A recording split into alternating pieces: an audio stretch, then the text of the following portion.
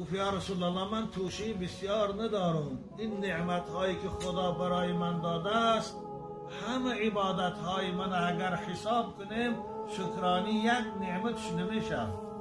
یک نعمت چشمی که خدا برای شما عزیزان داده است یک چشم میگیره دیگرشون طرف مونه.